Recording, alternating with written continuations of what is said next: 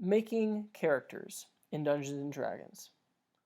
If you're a player at the table, you are going to have a player character. And if you peek behind the curtain to the DM side, you'll notice that the player characters are often far more detailed, have far more abilities, skills, and special rules than any of the NPCs, the non player characters, have. And the reason for that is that the PCs, the player characters, are the main characters of the story, right? They are the ones that the camera will be following for this movie, and thus they have more rules for how they can interact and how they can make uh, interesting scenes and interesting uh, encounters within the world. And so people tend to look at player characters and creating their first character, and it seems a bit daunting because of the level of detail. But really, once you break it down into certain categories and bits, it isn't all that daunting, and you'll start to get a sense for what your character can do and what they are like. And that brings us to the kind of duality of a Dungeons and Dragons character, because on the one hand, you have all of these rules, abilities, and specific things written down, what's written on the character sheet, and then on the other hand, you have the personality, the more ethereal aspect of that character, what they like, what they don't like, how they act. You know, just like you're having a conversation with someone in real life, getting to know them. Imagine getting to know your character. How would they interact with people? What are the types of things they say? What's their backstory? What's their origin? Where they grow up? So those are the kind of two halves, and when you smush them together, you get a chef's kiss of a D&D player character, a PC. So what are the different aspects of the player character on the character sheet itself, right? All right, well, the big three, you have your race, class, and background. The race is like your species. It's elf, dwarf, human, goblin, hobbit, which in D&D is called a halfling. Um, you, as your class, that's what you're going to mainly be doing, what you're good at, how you're going to interact with the world, especially combat-wise. So if you're a fighter, you're going to be fighting, the enemy, usually up close and personal. If you're a rogue, you're going to be sneaking around. You're going to be a bit of a scoundrel. If you are a wizard, you're going to be casting spells. If you're a cleric, you're going to be healing and maybe talking to a divinity. Um, and it goes on. Classes really tell a lot about what your character does. And your background is where you've been, what you were doing before the adventure, essentially your vocation, your job. And it gives you some proficiencies and other bonuses that we'll get into later. So on the surface, the easiest way to synthesize and a shorthand to tell someone what your character is like is to give them that three-part combo: the race, the class, and the background.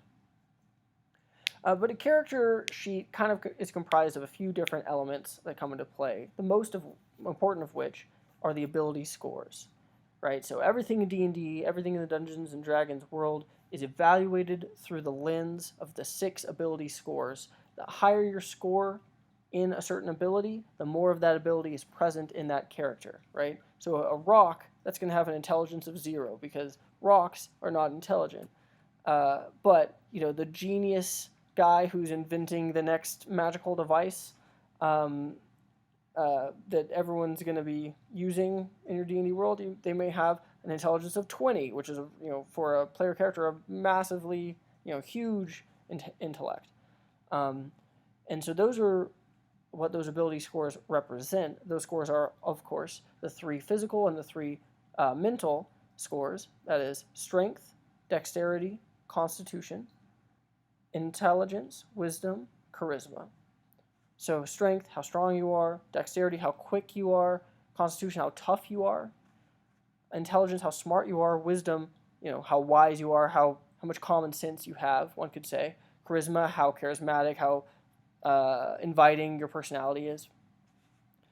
And of course, just like in real life, no one can be good at everything. So there are some highs and lows with your character. Hey, my character is more charismatic, but he's not as strong. Or hey, my character is pretty wise, but he never was much for book learning, so he's not too smart.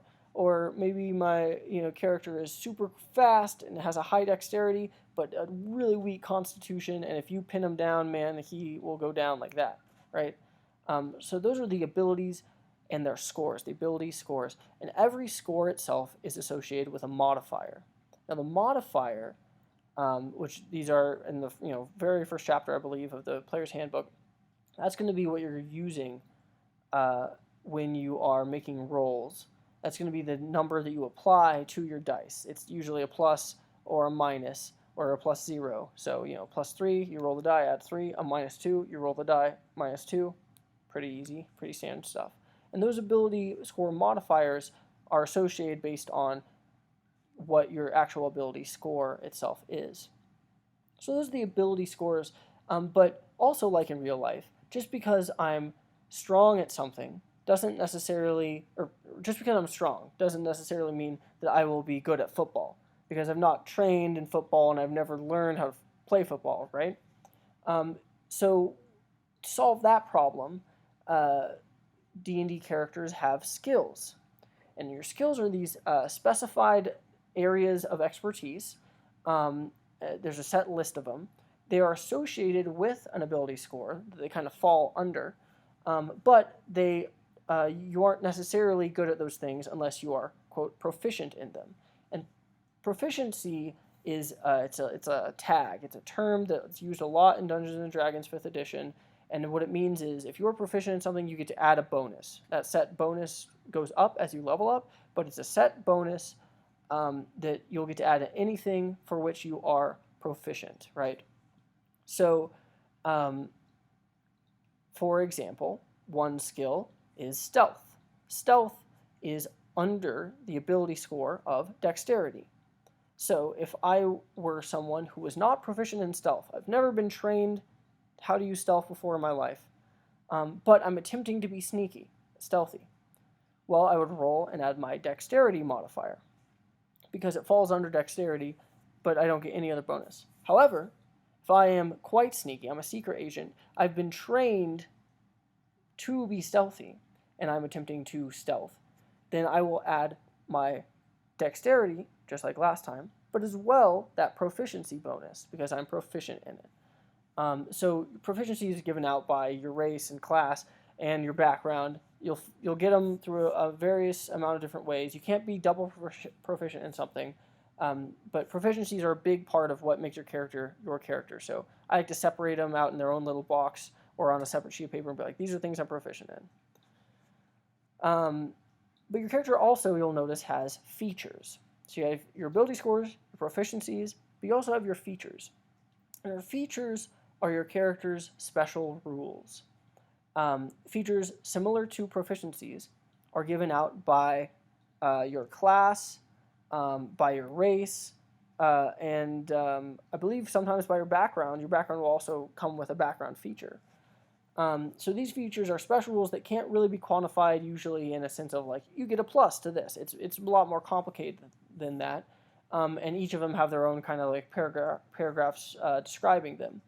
But they each have a convenient little name. So typically what I do when I'm making a character and when I'm filling out a character sheet is I simply write the name of all the features my character has, and on a separate sheet define what the full rules of those features are or what they look like. For instance, you might have a feature called Dwarven Resilience, and when you go and look up that rule, it tells you, hey, you have advantage on, I think, Constitution saves against being poisoned or something akin to that. But instead of writing that, you can just write that nice feature, Dwarven Resilience, and then if it comes up, boom, you roll it, you look at the rules, and then there you go. So far we've looked at the ability scores, we've talked about your proficiencies, and your features. And that really, and your skills as well, sorry. So that really encompasses kind of the meat of what your character can do. Because they can make skill checks, they can make ability saves, they can do some things that they're proficient in, and they can use any of their features that might afford them special abilities and powers and all sorts of craziness. And that really is all the skill-based stuff that your character has, the experience-based stuff. But there are also some parts of the character sheet that aren't really based on your character's prowess. They're more about how you interact with the world. So an example of that are the items your character has on their person. And as you're creating a character, it does a nice little way of showing you, hey, you get to pick this or this, this or this, and then these things. And you get to add those into your character's inventory. Now, you can, if you would like, calculate weight, but I find that typically to be too much math, too much detail, not enough fun. And I just be like, if it's reasonable, you can carry all that stuff, you can carry it. If it starts to get unreasonable, if you're like, hey, I want to carry 2 couches around with me at all times, then of course I'll be like, okay, your character can't carry 2 couches. But for the most part, they can carry, a good amount of stuff in a backpack or a few different bags. And those items are fun because that's where a lot of the creativity can still come in. Even though you might not have a specific feature saying, hey, you can take this and do this, you can still say, hey, if I have a bag of sand and they're looking for this golden ring, I'll put the golden ring in the bag of sand. And then, if they ask me about it, I'll be like, oh, it's a sandbag. It's like, oh, wait, whatever. Maybe as they're searching through your stuff for the golden ring you stole, then they don't look inside the sand itself. Or chalk. Chalk is a fun, very, very cheap item, but it's great for if you're exploring a dungeon and you're like, we've been down this way, right on the wall with chalk.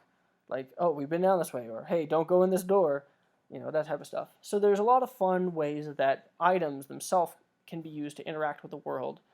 And that's just up to pure player creativity, right? You don't have to rely on any written rules or any written crunch. That's just creativity. And so that's kind of that third little area there. You have your proficiencies, your features, but also your inventory. Now there is this last kind of space you might need to fill out on your character sheet, and that is spells. If you are a spellcaster, you'll usually have a section where you can fill out all the different spells you know.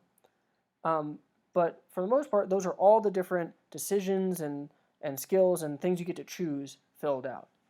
Now, what's left is the stuff you don't get to choose, the stuff that is based on the choices you made before when building your character.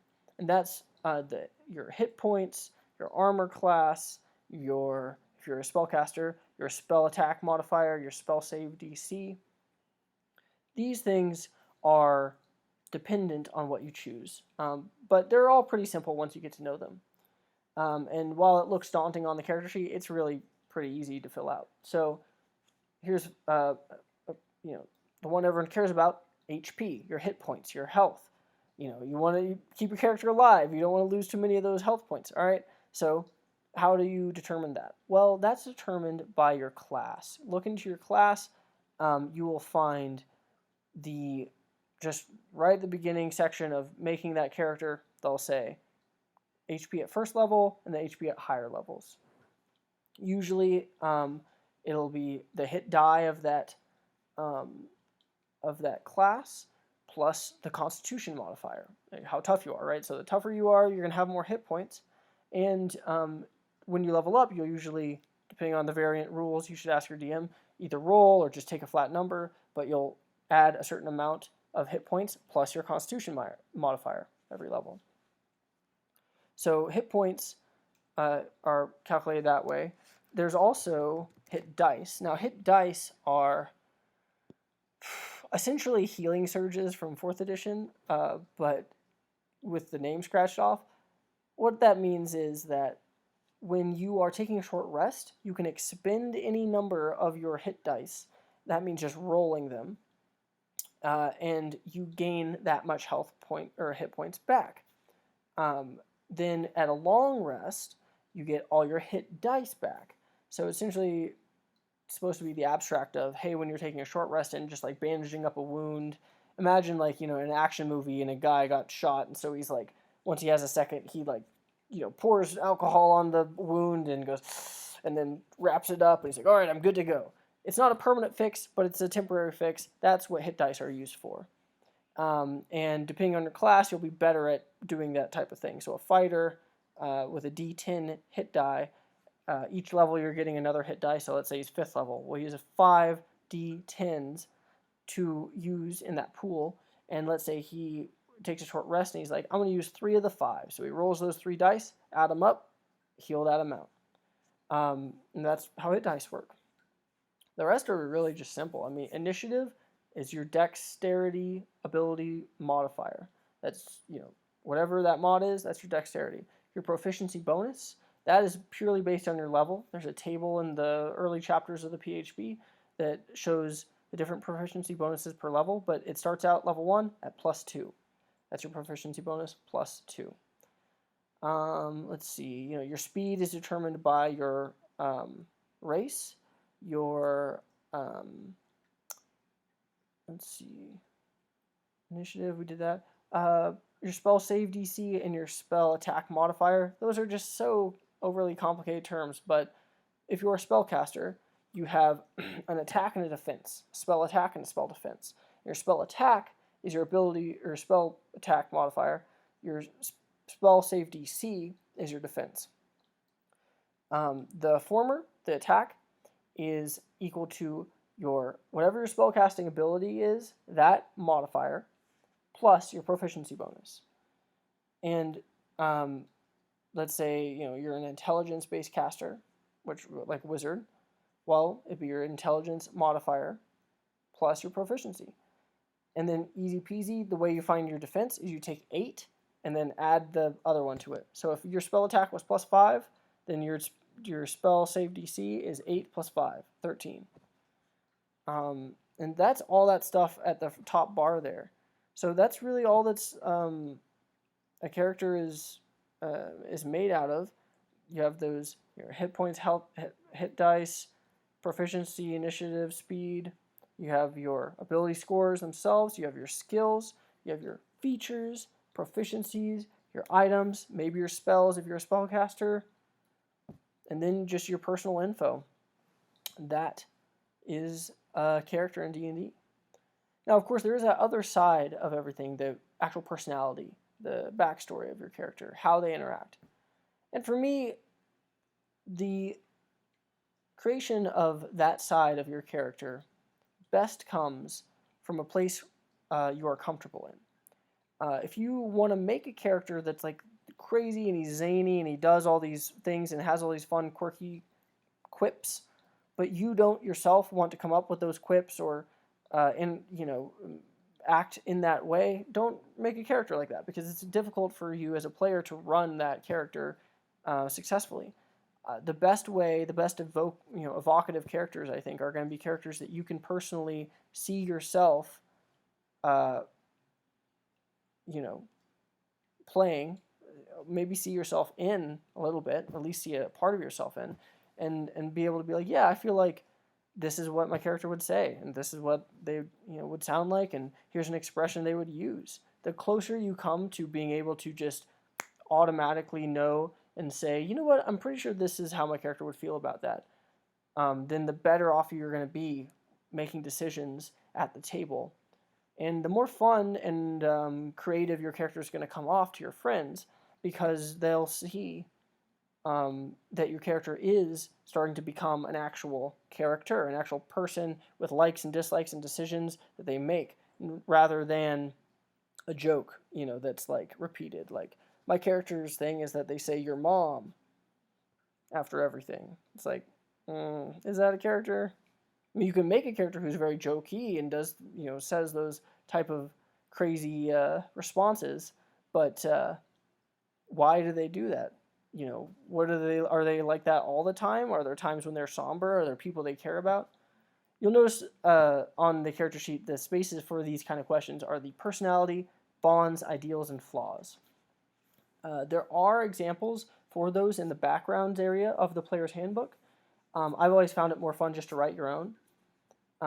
And bring those across in your characters. The best bonds connect you to your party members, period. If you can connect yourself to your party member by saying, hey, you know a guy that I know, or you're my brother, or you're my friend from back this when, the more cohesive your group is going to be. And if everyone can do that, all the better. The best ideals are ones that will have a good argument on both sides, that will spark a debate between players. Everyone can get behind the idea that people should not torture, right? To say torture is wrong. That's a pretty good ideal, because most people are going to be like, yeah, that's, right. But maybe an idea of saying, like, it's okay to kill one to save 100. Like, that's a question that you can have a lively debate over, at least at the table. Not, you don't want to bring it down talking about real life, but